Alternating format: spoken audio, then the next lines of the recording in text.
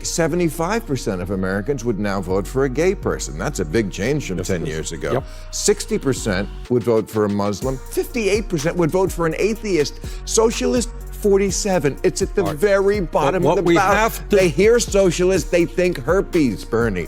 We have to get this. Then what we do. Congress voted for $1 trillion in tax breaks for the richest people in this country and the largest corporations. That's a giveaway. We just increased military spending with very little discussion, I don't know if you know this, by $80 billion.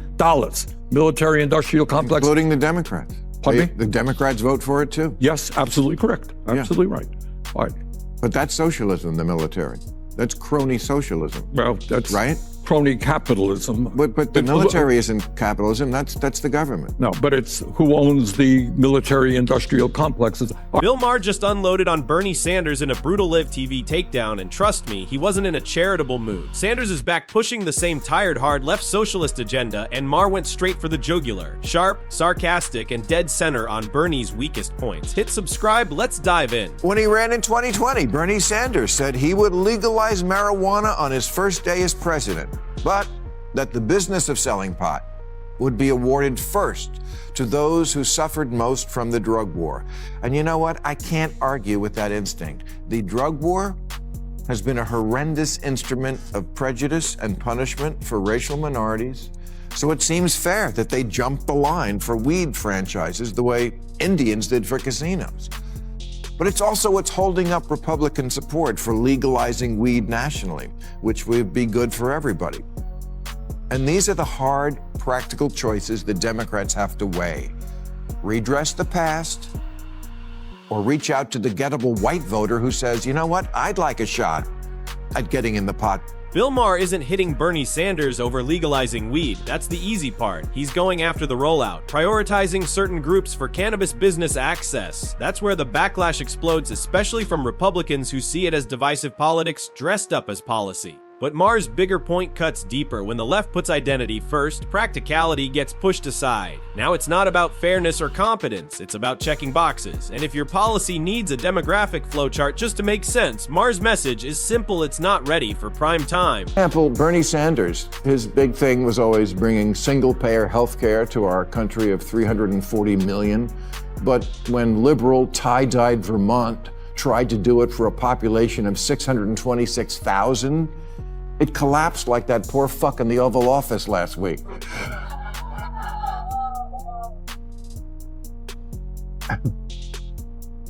Bernie, AOC, Mandani are not Democrats. They'll be the first to tell you that. They're democratic socialists, and that's a very different thing, and I don't think people know that yet.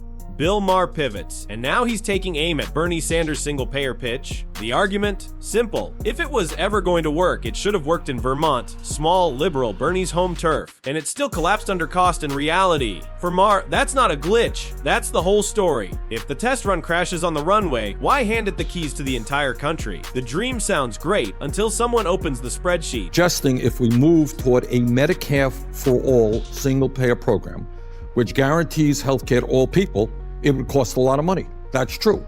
But what they forget to tell you is it would be much more cost effective than the dysfunctional system we have right now, which is the most expensive per capita on earth. But it couldn't even work in your home state of Vermont. They were going to institute it, and the governor said, it's going to cost too much money. We just can't do it. It would be the entire budget. No, well.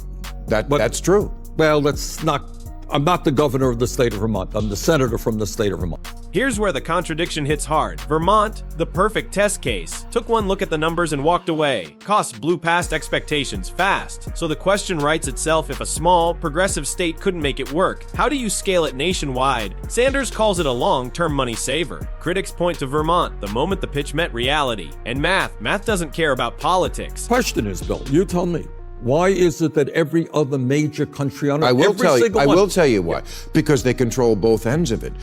If you're saying that the government is going to pick up the tab, but not make the insurance companies, the hospitals, and the doctors not gouge people, right, then we are going to break the budget. It has to work both ways. Exactly. And okay, so then here's an example. So you're going to make the hospitals do that? Because that is the United socialism. States is the only major country on earth that allows private insurance companies to make huge profits in the healthcare system. Right. The function of healthcare should be to provide quality care to all people, not to make huge profits of the drug company. Bill Maher zeroes in on the real question: even if government covers everyone, who stops hospitals and drug companies from gaming the system? His answer: no one, unless you enforce brutal cost controls. Otherwise, prices spike, services get padded, and suddenly everything's urgent when someone else is paying. What was sold as savings turns into a bloated system with a feel-good slogan and a scary price tag. Then it's simple: higher taxes, worse care, or both. Because Maher's point is clear: compassion isn't the problem, incentives are, and good intentions don't control costs. The police or military in the streets, either MAGA's crypto crony capitalism or city-run grocery stores. No, I don't want that. I want a Democrat who reassures me if you like your Whole Foods, you can keep your Whole Foods.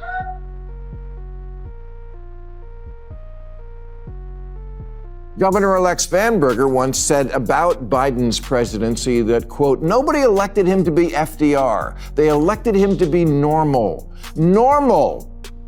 You know, at this year's DSA convention, or as it's commonly known, Comic-Con,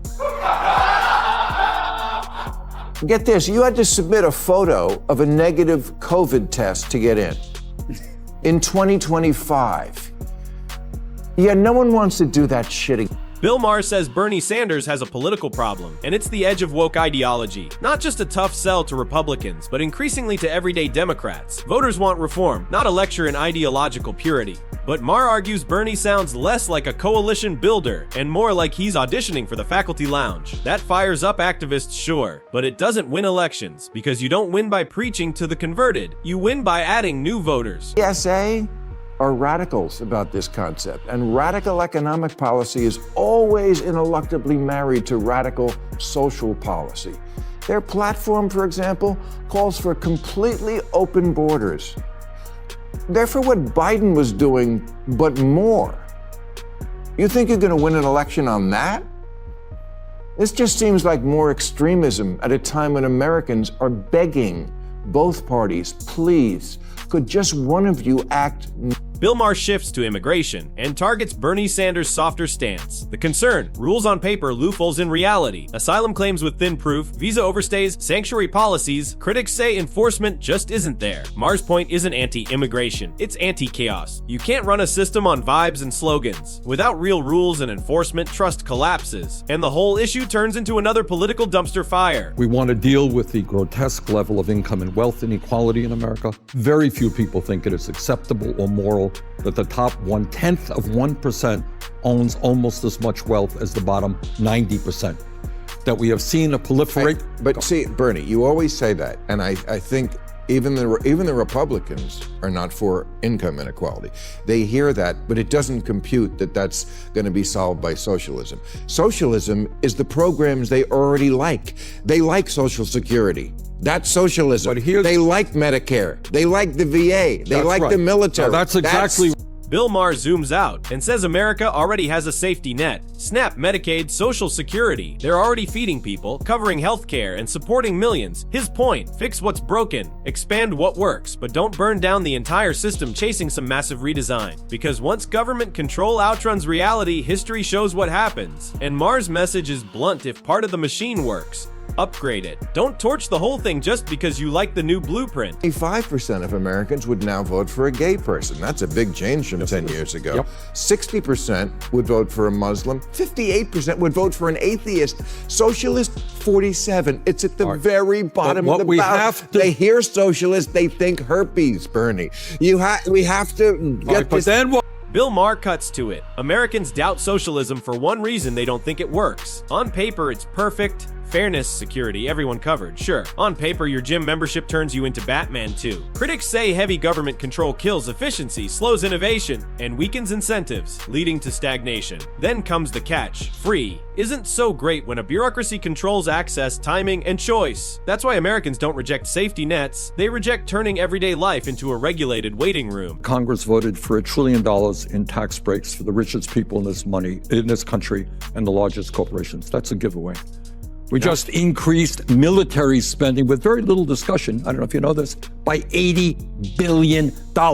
Military industrial complex. Including the Democrats. Pardon me? The Democrats vote for it too? Yes, absolutely correct. Absolutely right. All right.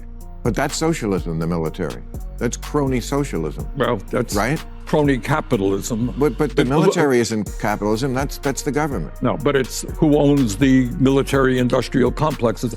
This is where it all lands. For Bill Maher, the question isn't support, it's reality. Do these big promises actually work? From healthcare to immigration to the economy, the concern stays the same and great in theory, shaky in practice. Americans aren't anti-change, they're anti-bad results. They want policies that deliver, efficient, accountable, and real. Because if it doesn't work in the real world, it's not reform, it's just another problem. The American people believe that the largest corporations and the wealthiest people who today are doing phenomenally well while the middle class shrinks, do people believe they should be asked to pay more in taxes? The American people say yes. Okay.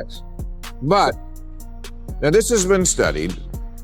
The amount of tax revenue that we would get just from taxing the people who I think your fans think you're talking about, the people who own a yacht, does not come close to covering what you want to pay. Bill Maher drills down on taxes. Tax the rich isn't a magic fix. The real question, can government handle the money it already has? Billions go in, but waste, delays, and mismanagement keep coming out. Look at California's rail project, Boston's big dig, big promises, blown budgets, slow results. So the argument is simple before asking for more. Prove you can deliver with what you've got. If you enjoyed this, hit like, subscribe, and I'll see you next time.